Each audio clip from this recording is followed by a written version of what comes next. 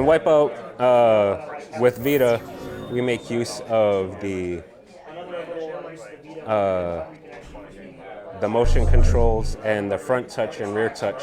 And I'm going to demonstrate that for you now on another map called Empire Climb. So we have the traditional, the classic Wipeout controls with the buttons and all that. And when I get into game, you'll be able to see how we make use of the front touch, rear touch, and all the gyros. And when you're playing with motion controls, while you use the gyros to steer, you will have the ability to use the face buttons if you prefer it that way. We're not forcing people to use the rear touchpad, forcing people to use the front touchpad. Play it however you like, basically. So here's Empire Climb. Again, it takes, we're in the middle of a city. And one of the things in Wipeout 2048 is, since you're racing through what is currently a city on the track, if you need to get through there and then and a building is in the way, it's resolved basically by climbing over up and over the building, and you'll see it here. So, motion control. So here's motion controls, and as you can see, it's really responsive and extremely accurate in how the game plays.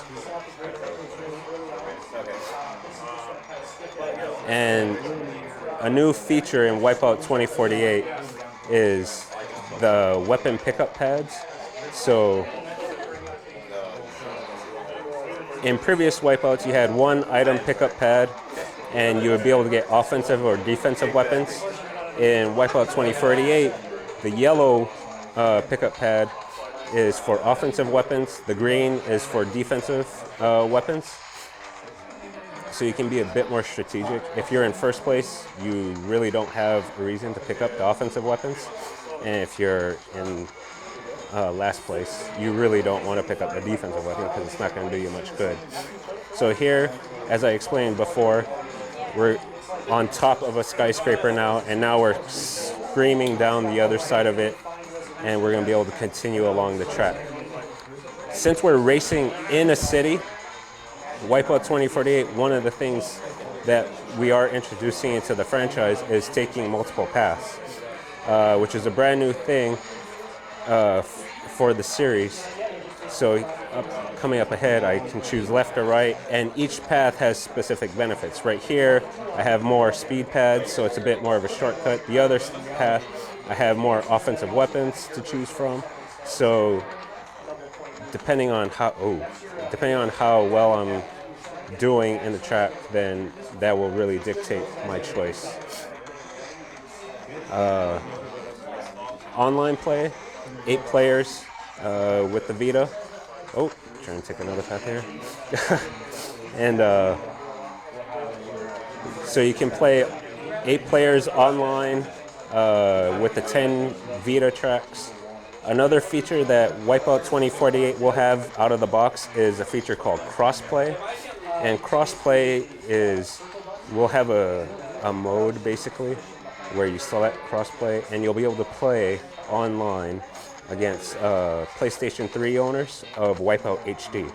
Now you'll be racing on the Wipeout HD tracks with the Wipeout HD ships, but since you own the Vita, you will have the ability to play with motion controls if that's what you prefer, or you will be able to play with traditional button controls. It can be any combination of Vita and PlayStation 3 units on crossplay. It could be 7 Vitas and 1 PS3, or 7 PS3s and 1 Vita. It really doesn't matter. It just works, and it's pretty awesome.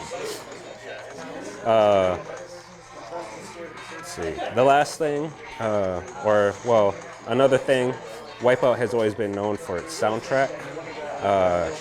Even though it's a great racing game, it's always been known for having a really wonderful soundtrack to go along with it. We're not ready to announce who will be on the soundtrack just yet, although I can tell you for fans of the franchise, you will not be disappointed with the soundtrack when we release Wipeout 2048. Oh, there's another path.